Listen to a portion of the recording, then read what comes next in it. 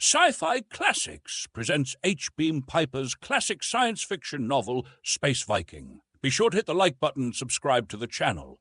Enjoy this treasured novel. Space Viking by Henry Beam Piper. Chapter 9. That was just about the situation. Spasso and Valkenhayn and some of their officers met them on the landing stage of the big building in the middle of the spaceport where they had established quarters. Entering and going down a long hallway, they passed a dozen men and women gathering up rubbish from the floor with shovels and with their hands and putting it into a lifter skid. Both sexes wore shapeless garments of coarse cloth, like ponchos and flat-soled sandals. Watching them was another local in a kilt, buskins, and a leather jerkin. He wore a short sword on his belt and carried a wickedly thonged whip. He also wore a Space Viking combat helmet, painted with the device of Spasso's Lamia. He bowed as they approached, putting a hand to his forehead. After they had passed, they could hear him shouting at the others and the sound of whip blows. "You make slaves out of people, and some will always be slave drivers. They will bow to you and then take it out on the others." Harkoman's nose was twitching as though he had a bit of rotten fish caught in his mustache. "We have about 800 of them. There were only 300 that were any good for work here. We gathered the rest up at villages along the big river," Spasso was saying. "How do you get food for them?" Harkoman asked. "Or don't you bother?" "Oh, we gather that up all over," Valkenhayn told him. "We send parties out with landing craft. They'll let down on a village, run the locals out, gather up what's around and bring it here. Once in a while they put up a fight, but the best they have is a few crossbows and some muzzle-loading muskets. When they do, we burn the village and machine gun everybody we see." "That's the stuff," Harkoman approved. "If the cow doesn't want to be milked, just shoot her. Of course, you don't get much milk out of her again." But the room to which their hosts guided them was at the far end of the hall. It had probably been a conference room or something of the sort, and originally it had been panelled, but the panelling had long ago vanished. Holes had been dug here and there in the walls, and he remembered having noticed that the door was gone and the metal groove in which it had slid had been pried out. There was a big table in the middle, and chairs and couches covered with coloured spreads. All the furniture was handmade, cunningly pegged together and highly polished. On the walls hung trophies of weapons, thrusting spears and throwing spears, crossbows and quarrels, and a number of heavy guns, crude things but carefully made. "Pick all this stuff up off the locals?" Harkoman asked. "Yes, we got most of it at a big town down at the forks of the river," Valkenhayn said. "We shook it down a couple of times. That's where we recruited the fellows we're using to boss the workers." Then he picked up a stick with a leather-covered knob and beat on a gong, bawling for wine. A voice somewhere replied, "Yes, master, I come." And in a few moments a woman entered, carrying a jug in either hand. She was wearing a blue bathrobe several sizes too large for her, instead of the poncho things the slaves in the hallway wore. She had dark brown hair and grey eyes. If she had not been so obviously frightened, she would have been beautiful. She set the jugs on the table and brought silver cups from a chest against the wall. When Spasso dismissed her, she went out hastily. "I suppose it's silly to ask if you're paying these people anything for the work they do, or for the things you take from them," Harkoman said. From the way the Space Scourge and Lamia people laughed, it evidently was. Harkoman shrugged. "Well, it's your planet. Make any kind of a mess out of it you want to." "You think we ought to pay them?" Spasso was incredulous. "Damn bunch of savages! They aren't as savage as the Xochitl locals were when Halteclaire took it over. You've been there. You've seen what Prince Victor does with them now." "We haven't got the men or equipment they have on Xochitl," Valkenhayn said. "We can't afford to coddle the locals." "You can't afford not to," Harkoman told him. "You have 2 ships here. You can only use one for raiding. The other will have to stay here to hold the planet. If you take them both away, the locals, whom you have been studiously antagonizing, will swamp whoever you leave behind. And if you don't leave anybody behind, what's the use of having a planetary base?" Well, why don't you join us? Spasso finally came out with it. With our 3 ships, we could have a real thing here. Harkerman looked at him inquiringly. The gentlemen, Trask said, are putting this wrongly. They mean, why don't we let them join us? Well, if you want to put it like that, Valkenhayn conceded, we'll admit your nemesis would be the big end of it. But why not 3 ships? We could have a real base here. Nicky Gratham's father only had 2 when he started on Jagannath, and look what the Grathams got there now. Are we interested? Harkerman asked. Not very, I'm afraid. Of course, we've just landed. Tanith may have great possibilities. Suppose we reserve decision for a while and look around a little. There were stars in the sky, and, for good measure, a sliver of moon on the western horizon. It was only a small moon, but it was close. He walked to the edge of the landing stage, and Elaine was walking with him. The noise from inside, where the Nemesis crew were feasting with those of the Lamia and Space Scourge, grew fainter. To the south, a star moved, one of the pinnaces they had left on off-planet watch. There was firelight far below, and he could hear singing. Suddenly he realized that it was the poor devils of locals whom Valkenhayn and Spasso had enslaved. Elaine went away quickly. Have your fill of space Viking glamour, Lucas. He turned. It was Baron Rathmore, who had come along to serve for a year or so, and then hitch a ride home from some base planet, and cash in politically on having been with Lucas Trask. For the moment, I'm told that this lot aren't typical. I hope not. They're a pack of sadistic brutes and piggish along with it. Well, brutality and bad manners I can condone, but Spasso and Valkenhayn are a pair of ignominious little crooks and stupid along with it. If Andre Dunnan had gotten here ahead of us, he might have done one good thing in his wretched life. I can't understand why he didn't come here. I think he still will, Rathmore said. I knew him and I knew Neville Orme. Orme's ambitious, and Dunnan is insanely vindictive. He broke off with a sour laugh. I'm telling you that. Why didn't he come here directly, then? Maybe he doesn't want a base on Tanith. That would be something constructive. Dunnan's a destroyer. I think he took that cargo of equipment somewhere and sold it. I think he'll wait till he's fairly sure the other ship is finished. Then he'll come in and shoot the place up, the way— He bit that off abruptly. The way he did my wedding. I think of it all the time. The next morning, he and Harkerman took an air car and went to look at the city at the forks of the river. It was completely new, in the sense that it had been built since the collapse of Federation civilization and the loss of civilized technologies. It was huddled on a long, irregularly triangular mound, evidently to raise it above flood level. Generations of labor must have gone into it. To the eyes of a civilization using contragravity and powered equipment, it wasn't at all impressive. 50 to 100 men with adequate equipment could have gotten the thing up in a summer. It was only by forcing himself to think in terms of spadeful after spadeful of earth, cartload after cartload creaking behind straining beasts, timber after timber cut with axes and dressed with adzes, stone after stone and brick after brick, that he could appreciate it. They even had it walled, with a palisade of tree trunks behind which earth and rocks had been banked, and along the river were docks at which boats were moored. The locals simply called it Trade Town. As they approached, a big gong began booming, and a white puff of smoke was followed by the thud of a signal gun. The boats, long canoe-like craft and round-bowed, many-oared barges, put out hastily into the river. Through binoculars they could see people scattering from the surrounding fields, driving cattle ahead of them.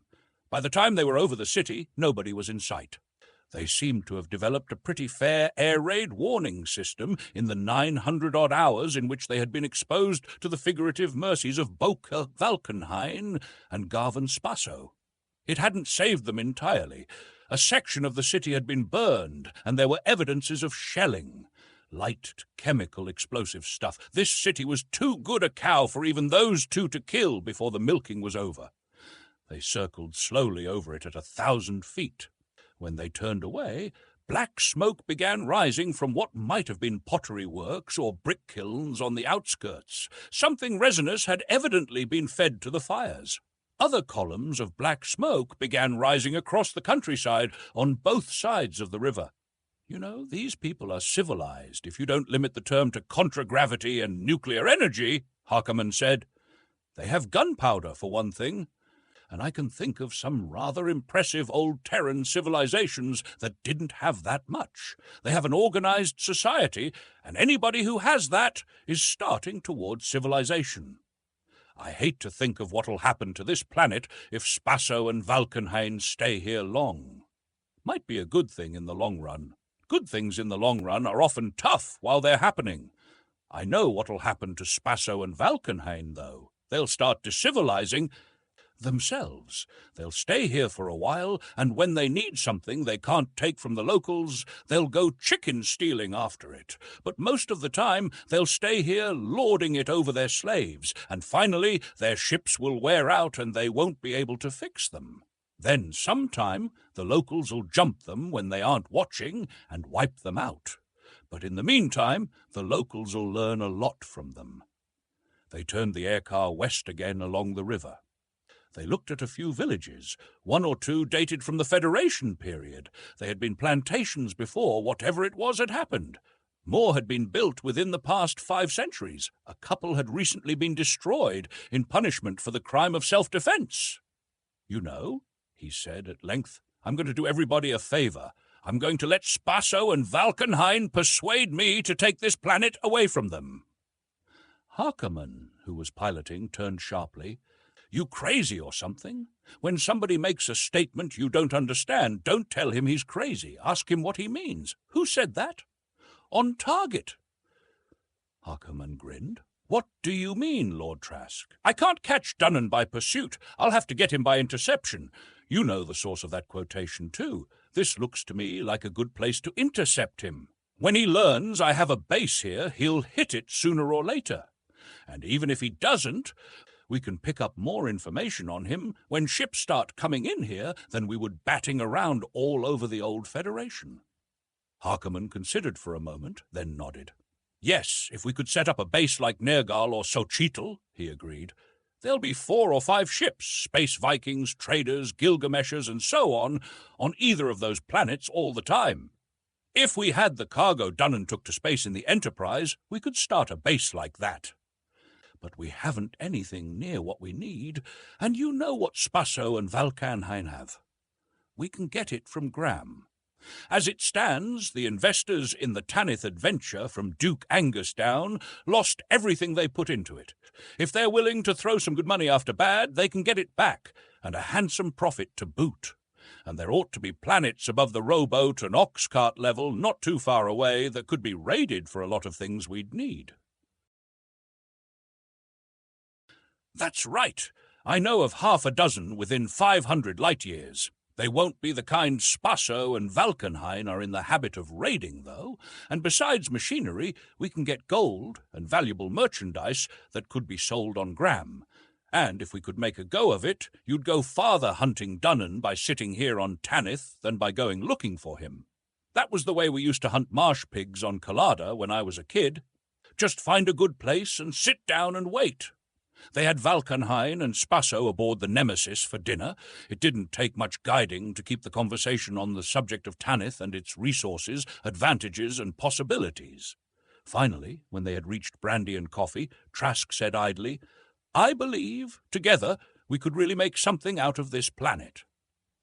That's what we've been telling you all along, Spasso broke in eagerly. This is a wonderful planet. It could be. All it has now is possibilities. We'd need a spaceport, for one thing. Well, what's this here? Valkenhayn wanted to know. It was a spaceport, Harkerman told him. Could be one again, and we'd need a shipyard capable of any kind of heavy repair work, capable of building a complete ship, in fact. I never saw a ship come into a Viking base planet with any kind of a cargo worth dickering over that hadn't taken some damage getting it. Prince Victor of Xochitl makes a good half of his money on ship repairs, and so do Nicky Gratham on Jagannath and the Everards on Hoth. And engine works, hyperdrive, normal space and pseudograv, Trask added, and a steel mill and a collapsed matter plant, and robotic equipment works, and— Oh, that's out of all reason, Valkenhayn cried. It would take 20 trips with a ship the size of this one to get all that stuff here, and how'd we ever be able to pay for it? That's the sort of base Duke Angus of Wardshaven planned. The Enterprise, practically a duplicate of the Nemesis, carried everything that would be needed to get it started when she was pirated. When she was? Now you're going to have to tell the gentleman the truth, Harkerman chuckled. I intend to. He laid his cigar down, sipped some of his brandy, and explained about Duke Angus's Tanith adventure. It was part of a larger plan. Angus wanted to gain economic supremacy for Wardshaven to forward his political ambitions. It was, however, an entirely practical business proposition. I was opposed to it, because I thought it would be too good a proposition for Tanith and work to the disadvantage of the home planet in the end. He told them about the Enterprise and the cargo of industrial and construction equipment she carried, and then told them how Andre Dunnan had pirated her. That wouldn't have annoyed me at all. I had no money invested in the project. What did annoy me, to put it mildly, was that just before he took the ship out, Dunnan shot up my wedding, wounded me and my father-in-law, and killed the lady to whom I had been married for less than half an hour. I fitted out this ship at my own expense, took on Captain Harkerman, who had been left without a command when the Enterprise was pirated, and came out here to hunt Dunnan down and kill him. I believe that I can do that best by establishing a base on Tanith myself. The base will have to be operated at a profit, or it can't be operated at all. He picked up the cigar again and puffed slowly. I am inviting you gentlemen to join me as partners. Well, you still haven't told us how we're going to get the money to finance it, Spasso insisted. The Duke of Wardshaven and the others who invested in the original Tanith adventure will put it up. It's the only way they can recover what they lost on the Enterprise. But then, this Duke of Wardshaven will be running it, not us, Valkenhayn objected. The Duke of Wardshaven, Harkerman reminded him, is on Gram. We are here on Tanith. There are 3,000 light-years between. That seemed a satisfactory answer. Spasso, however, wanted to know who would run things here on Tanith. We'll have to hold a meeting of all three crews, he began. We will do nothing of the kind, Trask told him. I will be running things here on Tanith. You people may allow your orders to be debated and voted on, but I don't. You will inform your respective crews to that effect. Any orders you give them in my name will be obeyed without argument. I don't know how the men'll take that, Valkenhayn said. I know how they'll take it if they're smart, Harkerman told him. And I know what'll happen if they aren't. I know how you've been running your ships, or how your ship's crews have been running you. Well, we don't do it that way. Lucas Trask is owner, and I'm captain. I obey his orders on what's to be done, and everybody else obeys mine on how to do it. Spasso looked at Valkenhayn, then shrugged. That's how the man wants it, Boke. You want to give him an argument? I don't. The first order, Trask said, is that these people you have working here are to be paid. They are not to be beaten by these plug uglies you have guarding them. If any of them want to leave, they may do so. They will be given presents and furnished transportation home. Those who wish to stay will be issued rations, furnished with clothing and bedding and so on as they need it, and paid wages. We'll work out some kind of a pay-token system and set up a commissary where they can buy things. Discs of plastic or titanium or something, stamped and uncounterfeitable. Get Alvin Carfard to see about that. Organize work gangs and promote the best and most intelligent to foremen. And those guards could be taken in hand by some ground fighter sergeant and given Sword World weapons and tactical training. Use them to train others. They'd need a sepoy army of some sort. Even the best of goodwill is no substitute for armed force, conspicuously displayed and unhesitatingly used when necessary. And there'll be no more of this raiding villages for food or anything else. We will pay for anything we get from any of the locals. We'll have trouble about that, Valkenhayn predicted. Our men think anything a local has belongs to anybody who can take it. So do I, Harkerman said. On a planet I'm raiding. This is our planet and our locals. We don't raid our own planet or our own people. You'll just have to teach them that. Chapter 10. It took Valkenhayn and Spasso more time and argument to convince their crews than Trask thought necessary. Harkerman seemed satisfied, and so was Baron Rathmore, the Wardshaven politician. "It's like talking a lot of uncommitted small landholders into taking somebody's livery and maintenance," the latter said. "You can't use too much pressure. Make them think it's their own idea." There were meetings of both crews, with heated arguments. Baron Rathmore made frequent speeches, while Lord Trask of Tanith and Admiral Harkerman, the titles were Rathmore's suggestion, remained loftily aloof. On both ships, everybody owned everything in common, which meant that nobody owned anything. They had taken over Tanith on the same basis of diffused ownership, and nobody in either crew was quite stupid enough to think that they could do anything with the planet by themselves. By joining the Nemesis, it appeared that they were getting something for nothing. In the end, they voted to place themselves under the authority of Lord Trask and Admiral Harkerman. After all, Tanith would be a feudal lordship, and the three ships together a fleet.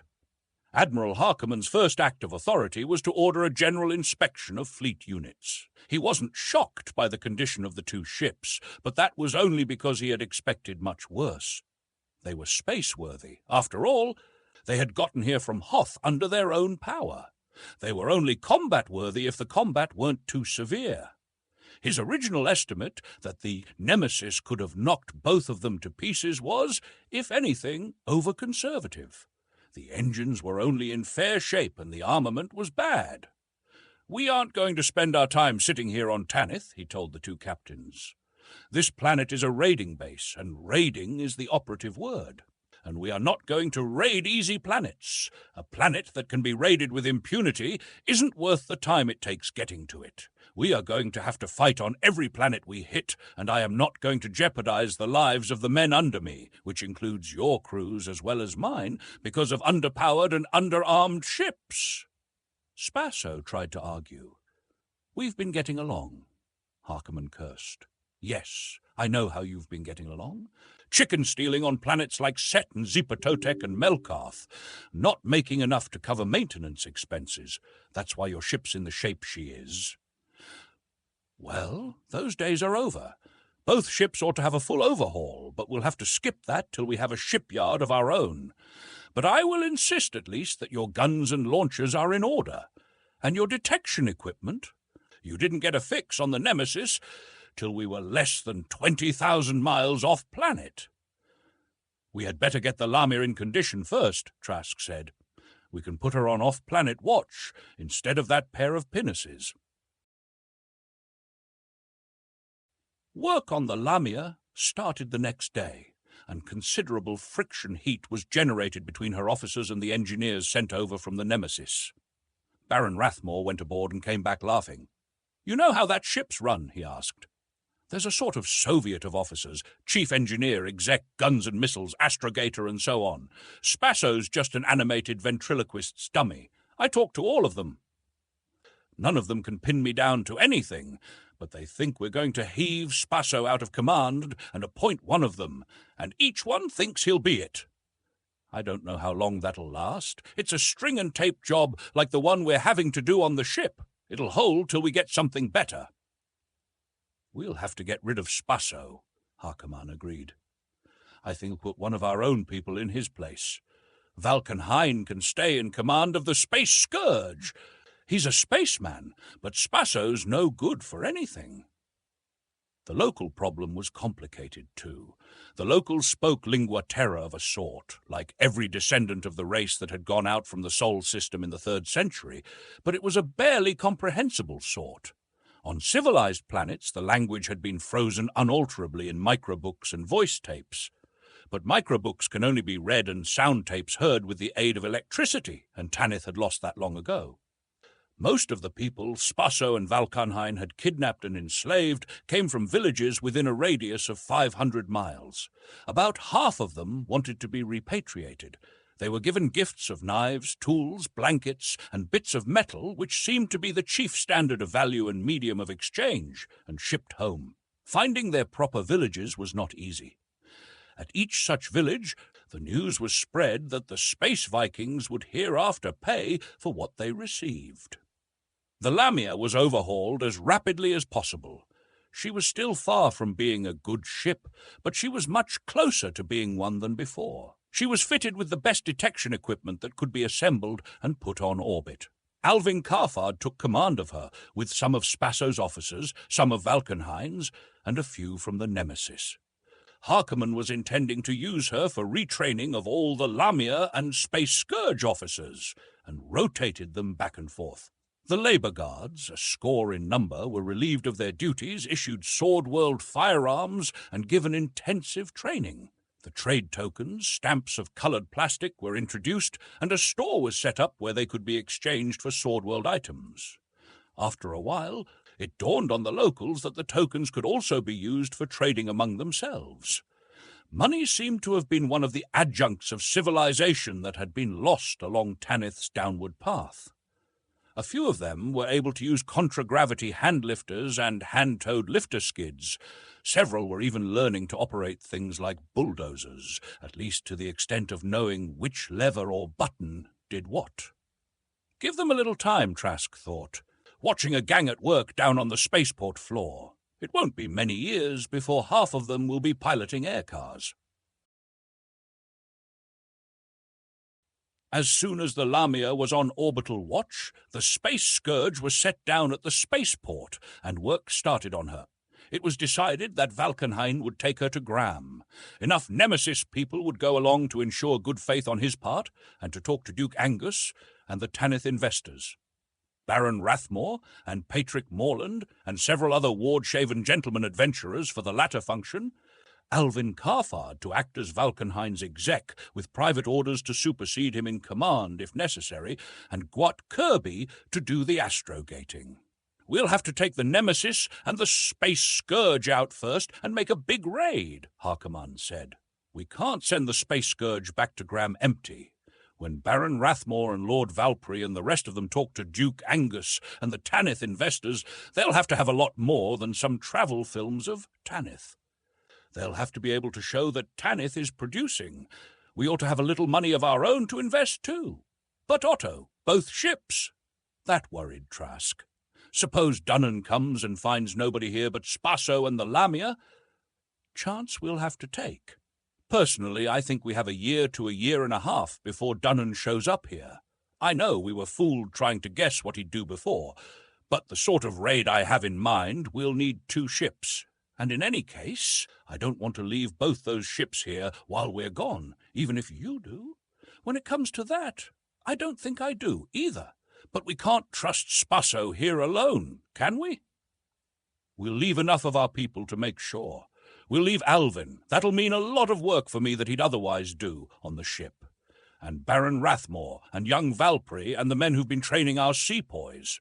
We can shuffle things around and leave some of Valkenhayn's men in place of some of Spasso's. We might even talk Spasso into going along. That'll mean having to endure him at our table, but it would be wise. Have you picked a place to raid? 3 of them. First, Kepera. That's only 30 light-years from here. That won't amount to much. Just chicken stealing. It'll give our green hands some relatively safe combat training, and it'll give us some idea of how Spasso's and Valkenhayn's people behave and give them confidence for the next job. And then, Amaterasu. My information about Amaterasu is about 20 years old. A lot of things can happen in 20 years. All I know of it, I was never there myself, is it's fairly civilized, about like Terra just before the beginning of the atomic era. No nuclear energy, they lost that, and of course nothing beyond it. But they have hydroelectric and solar electric power, and non-nuclear jet aircraft, and some very good chemical explosive weapons, which they use very freely on each other. It was last known to have been raided by a ship from Excalibur 20 years ago. That sounds promising. And the third planet? Beowulf. We won't take enough damage on Amaterasu to make any difference there, but if we saved Amaterasu for last, we might be needing too many repairs. It's like that? Yes, they have nuclear energy. I don't think it would be wise to mention Beowulf to Captains Spasso and Valkenhayn. Wait till we've hit Kepera and Amaterasu. They may be feeling like heroes then.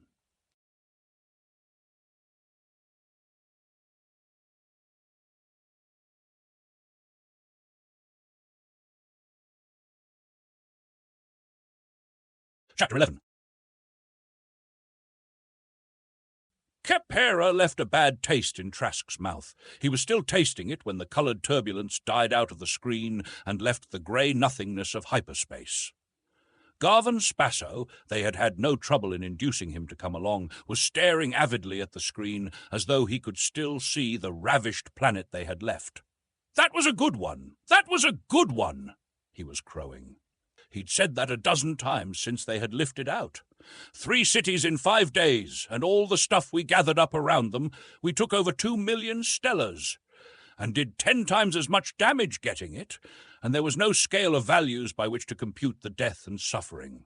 "Knock it off, Spasso. You said that before." There was a time when he wouldn't have spoken to the fellow, or anybody else, like that. Gresham's law extended. Bad manners drive out good manners. Spasso turned on him indignantly. "Who do you think you are?" "He thinks he's Lord Trask of Tanith," Harkoman said. "He's right, too. He is." He looked searchingly at Trask for a moment, then turned back to Spasso. "I'm just as tired as he is of hearing you pop your mouth about a lousy 2 million stellars. Nearer 1.5 million, but 2 million's nothing to pop about. Maybe it would be for the Lamia, but we have a 3-ship fleet and a planetary base to meet expenses on. Out of this raid, a ground fighter or an able spaceman will get 150 stellars. We'll get about 1,000 ourselves. How long do you think we can stay in business doing this kind of chicken stealing?" "You call this chicken stealing? I call it chicken stealing, and sole you before we get back to Tanith, if you live that long." For a moment Spasso was still affronted.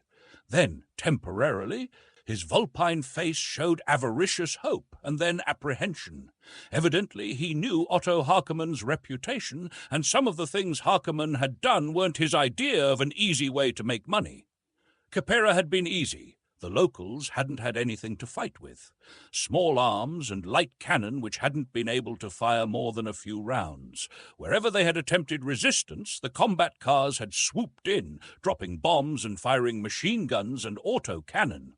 Yet they had fought bitterly and hopelessly, just as he would have defending Traskon. Trask busied himself getting coffee and a cigarette from one of the robots. When he looked up, Spasso had gone away, and Harkoman was sitting on the edge of the desk, loading his short pipe. "Well, you saw the elephant, Lucas," Harkoman said. "You don't seem to have liked it." "Elephant?" "Old Terran expression I read somewhere. All I know is that an elephant was an animal about the size of one of your Gram Megatheres. The expression means experiencing something for the first time which makes a great impression. Elephants must have been something to see. This was your first Viking raid. You've seen it now."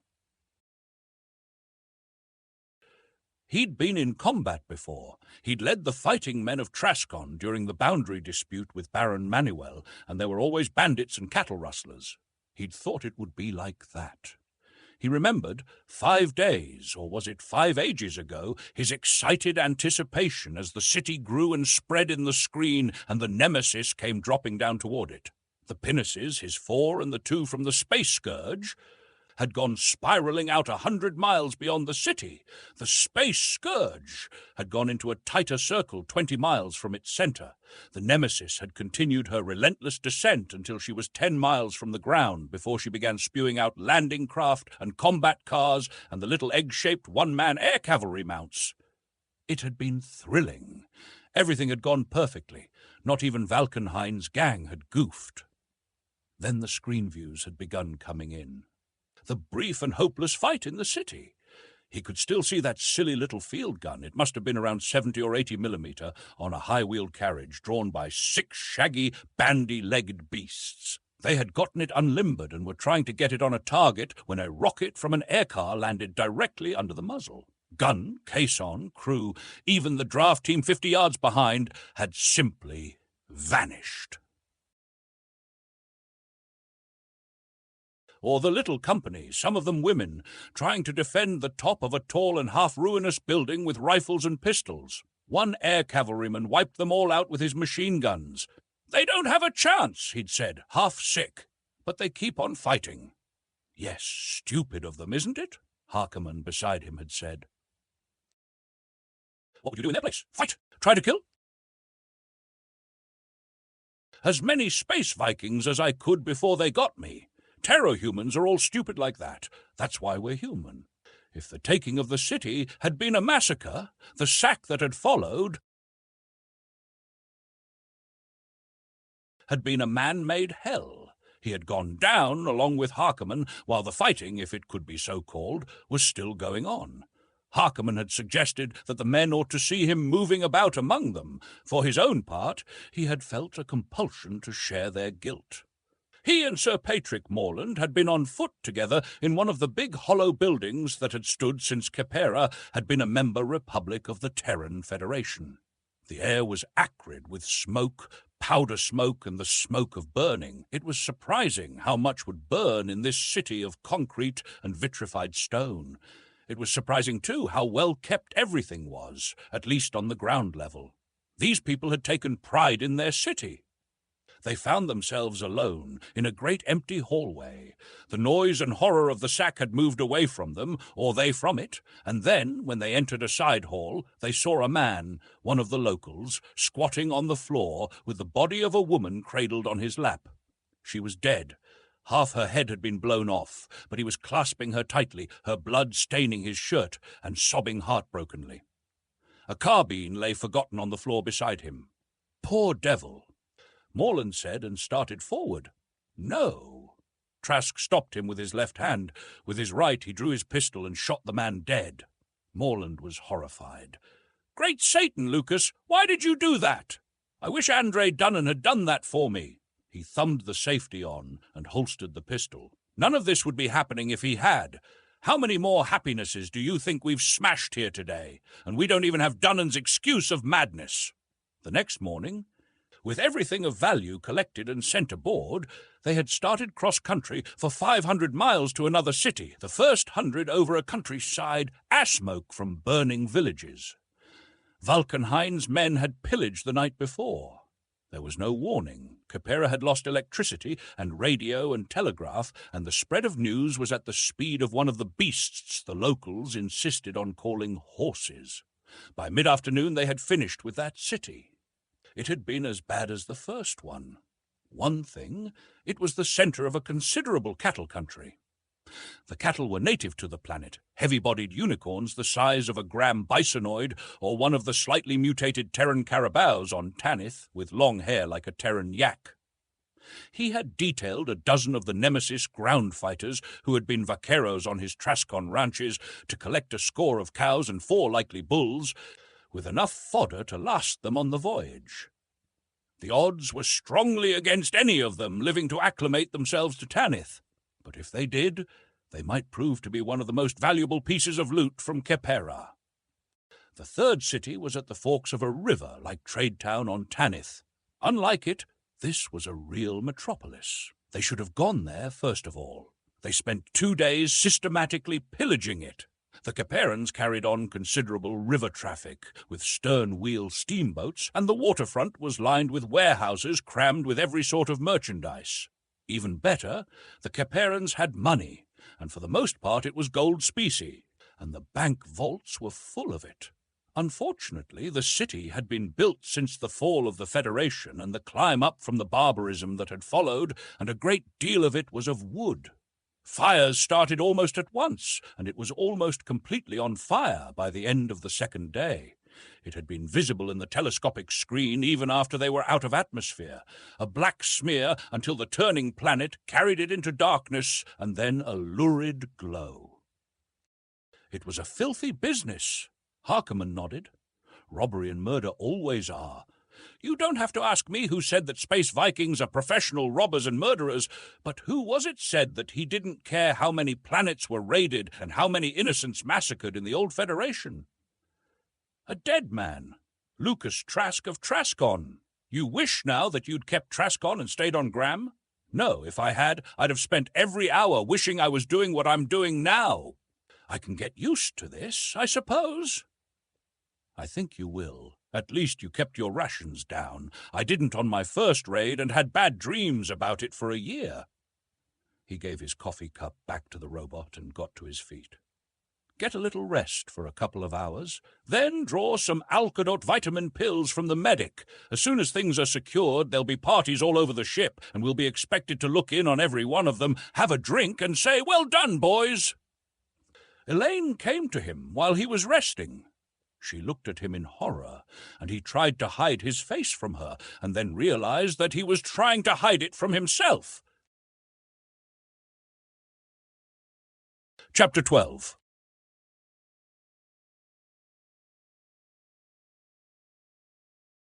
They came straight down on Eglonsby, on Amaterasu, the Nemesis, and the Space Scourge side by side. The radar had picked them up at 0.5 light seconds. By this time, the whole planet knew they were coming, and nobody was wondering why. Paul Koref was monitoring at least 20 radio stations, assigning somebody to each one as it was identified. What was coming in was uniformly excited, some panicky, and all in fairly standard lingua terra. Garvin Spasso was perturbed. So, in the communication screen from the Space Scourge was Boak Valkenhayn. "They got radio and they got radar," he clamoured. "Well, so what?" Harkerman asked. "They had radio and radar 20 years ago when Rock Morgan was here in the coal sack, but they don't have nuclear energy, do they?" "Well, no. I'm picking up a lot of industrial electrical discharge, but nothing nuclear." "All right, a man with a club can lick a man with his fists. A man with a gun can lick half a dozen with clubs, and 2 ships with nuclear weapons can lick a whole planet without them." "Think it's time, Lucas?" He nodded. "Paul, can you cut in on that Eglonsby station yet?" "What are you going to do?" Valkenhayn wanted to know, against it in advance. "Summon them to surrender. If they don't, we will drop a hellburner, and then we will pick out another city and summon it to surrender. I don't think the second one will refuse. If we are going to be murderers, we'll do it right this time." Valkenhayn was aghast, probably at the idea of burning an unlooted city. Spasso was sputtering something about. "Teach the dirty neobobs a lesson." Koref told him he was switched on. He picked up a handphone. "Space Vikings, Nemesis, and Space Scourge, calling the city of Eglonsby. Space Vikings." He repeated it for over a minute. There was no reply. "Van," he called, guns and missiles. "A subcrit display job, about 4 miles over the city." He laid the phone down and looked to the underside view screen. A little later, a silvery shape dropped away from the ship's south pole. The telescopic screen went off, and the unmagnified screen darkened as the filters went on. Valkenhayn, aboard the other ship, was shouting a warning about his own screens. The only unfiltered screen aboard the Nemesis was the one tuned to the falling missile. The city of Eglonsby rushed upward in it, and then it went suddenly dark. There was an orange-yellow blaze in the other screens. After a while, the filters went off, and the telescopic screen went on again. He picked up the phone. "Space Vikings calling Eglonsby. This is your last warning. Communicate at once." Less than a minute later, a voice came out of one of the speakers. "Eglonsby calling Space Vikings. Your bomb has done great damage. Will you hold fire until somebody in authority can communicate with you? This is the chief operator at the Central State Telecast Station. I have no authority to say anything to you or discuss anything." "Oh, good. That sounds like a dictatorship," Harkerman was saying. "Grab the dictator and shove a pistol in his face and you have everything. There is nothing to discuss. Get somebody who has authority to surrender the city to us. If this is not done within the hour, the city and everybody in it will be obliterated." Only minutes later, a new voice said, "This is Gonzales Jan, Secretary to Pedrosan Pedro, President of the Council of Syndics. We will switch President Pedrosan over as soon as he can speak directly to the personage in supreme command of your ships. That is myself. Switch him to me at once." After a delay of less than 15 seconds, they had President Pedrosan Pedro. "We are prepared to resist, but we realize what this would cost in lives and destruction of property," he began. "You don't begin to. Do you know anything about nuclear weapons? From history, we have no nuclear power of any sort. We can find no fissionables on this planet. The cost, as you put it, would be everything and everybody in Eglonsby, and for a radius of almost 100 miles. Are you still prepared to resist?" The president of the Council of Syndics wasn't and said so. Trask asked him how much authority his position gave him. "I have all powers in any emergency." "I think," the voice added tonelessly, "that this is an emergency. The Council will automatically ratify any decision I make." Harkerman depressed a button in front of him. "What I said, dictatorship with parliamentary false front. If he isn't a false front dictator for some oligarchy." He motioned to Harkerman to take his thumb off the button. "How large is this council?" 16 elected by the syndicates they represent. There is the Syndicate of Labour, the Syndicate of Manufacturers, the Syndicate of Small Businesses, the Corporate State, first century pre-atomic on terror. "Benny the Moose," Harkerman said. "Let's all go down and talk to them." When they were sure that the public had been warned to make no resistance, the nemesis went down to 2 miles, bulking over the centre of the city. The buildings were low by the standards of a contragravity-using people, the highest barely 1,000 feet and few over 500, and they were more closely set than sword-wielders were accustomed to, with broad roadways between. In several places there were queer arrangements of crossed roadways, apparently leading nowhere. Harkerman laughed when he saw them. "Airstrips! I've seen them on other planets where they've lost contragravity, for winged aircraft powered by chemical fuel. I hope we have time for me to look around here. I'll bet they even have railroads here." The great damage caused by the bomb was about equal to the effect of a medium hurricane. He had seen worse from high winds at Trascan. Mostly it had been moral, which had been the kind intended. They met President Pedrosan and the Council of Syndics in a spacious and well-furnished chamber near the top of one of the medium-high buildings. Valkenhayn was surprised. In a loud aside, he considered that these people must be almost civilized. They were introduced. Amaterasuan surnames preceded personal names, which hinted at a culture and a political organization making much use of registration by alphabetical list. They all wore garments which had the indefinable but unmistakable appearance of uniforms. When they had all seated themselves at a large oval table, Harkerman drew his pistol and used the butt for a gavel. "Lord Trask, will you deal with these people directly?" he asked, stiffly formal. "Certainly, Admiral." He spoke to the President, ignoring the others. "We want it understood that we control this city, and we expect complete submission. As long as you remain submissive to us, we will do no damage beyond removal of the things we wish to take from it, and there will be no violence to any of your people or any indiscriminate vandalism. This visit we are paying you will cost you heavily, make no mistake about that. But whatever the cost, it will be a cheap price for avoiding what we might otherwise do." The President and the syndics exchanged relieved glances. Let the taxpayers worry about the cost. They'd come out of it with whole skins. "You understand? We want maximum value and minimum bulk," he continued. "Jewels, objects of art, furs, the better grades of luxury goods of all kinds, rare element metals, and monetary metals, gold and platinum. You have a metallic-based currency, I suppose?" "Oh, no." President Pedrosan was slightly scandalized. "Our currency is based on services to society. Our monetary unit is simply called a credit." Harkerman snorted impolitely. Evidently he'd seen economic systems like that before. Trask wanted to know if they used gold or platinum at all. Gold to some extent for jewelry. Evidently they weren't complete economic Puritans. And platinum in industry, of course. "If they want gold, they should have raided Stolgoland," one of the syndics said. "They have a gold standard currency." From the way he said it, he might have been accusing them of eating with their fingers and possibly of eating their own young. "I know. The maps we're using for this planet are a few centuries old. Stolgoland doesn't seem to appear on them. I wish it didn't appear on ours either." That was General Dagar Ector, syndic for state protection.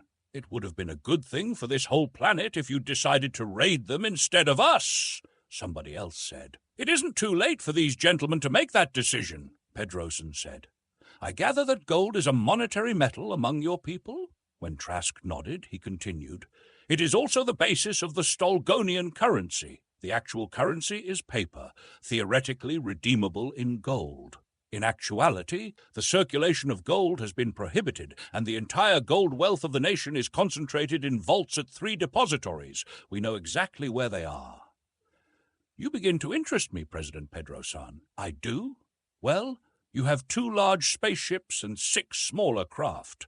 You have nuclear weapons, something nobody on this planet has. You have contragravity, something that is hardly more than a legend here. On the other hand, we have 1.5 million ground troops, jet aircraft, armoured ground vehicles, and chemical weapons. If you will undertake to attack Stolgaland, we will place this entire force at your disposal. General Dagger will command them as you direct. All that we ask is that, when you have loaded the gold hoards of Stolgaland aboard your ships, you will leave our troops in possession of the country. That was all there was to that meeting. There was a second one.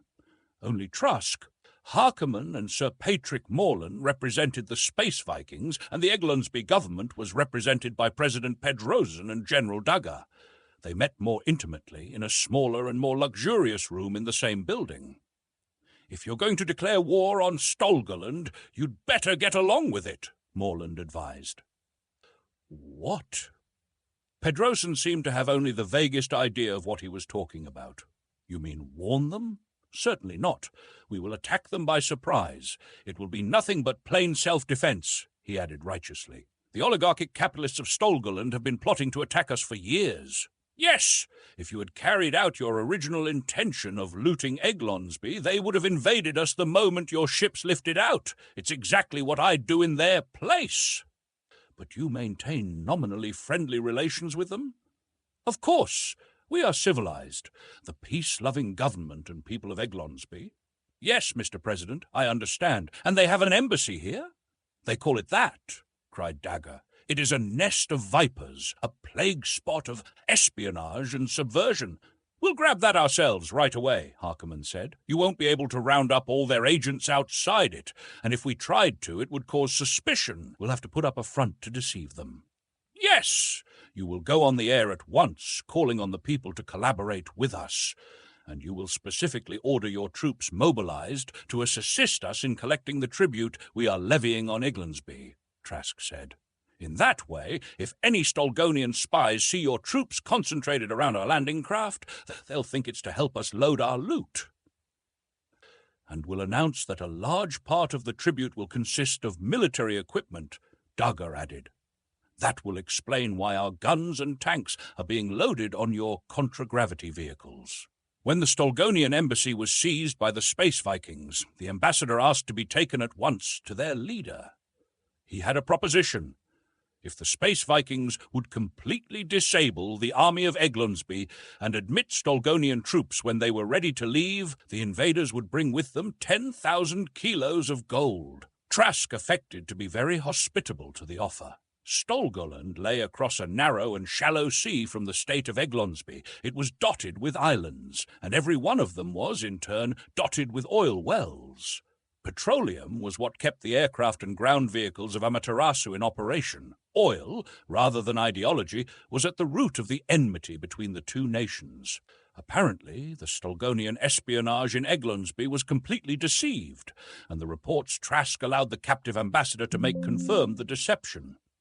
Hourly, the Egglonsby radio stations poured out exhortations to the people to cooperate with the Space Vikings, with an occasional lamentation about the masses of war materials being taken.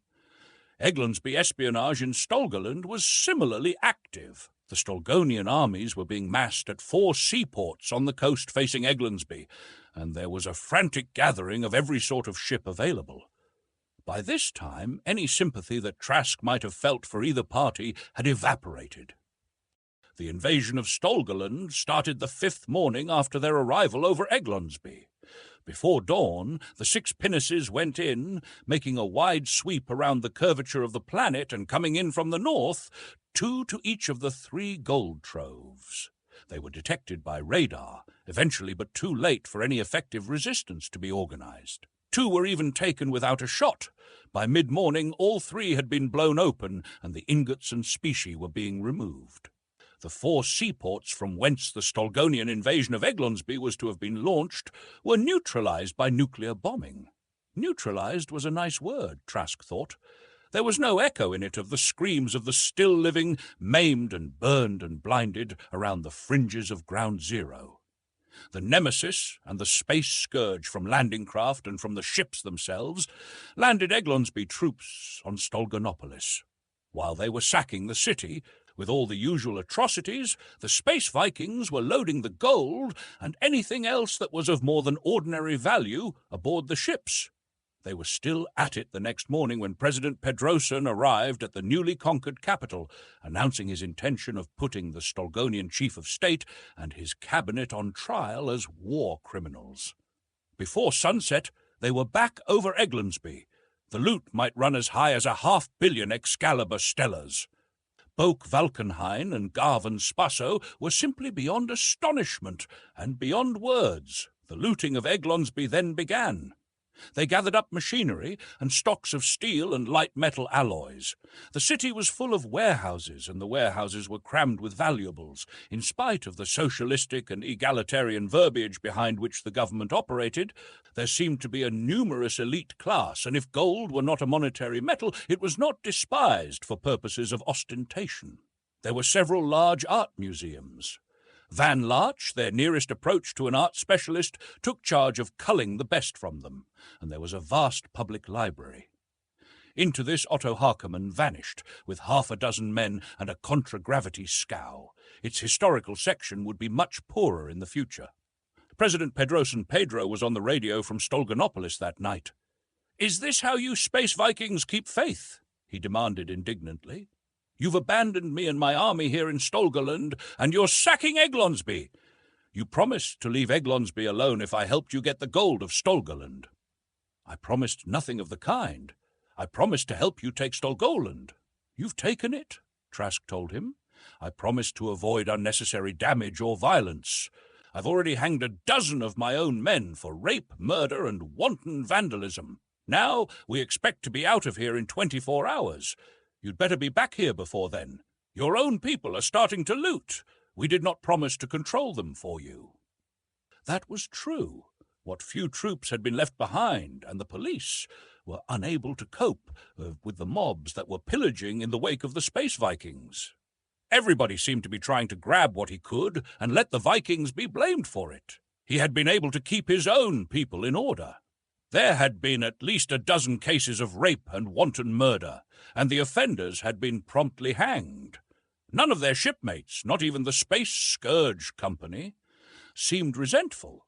They felt the culprits had deserved what they'd gotten, not for what they'd done to the locals, but for disobeying orders.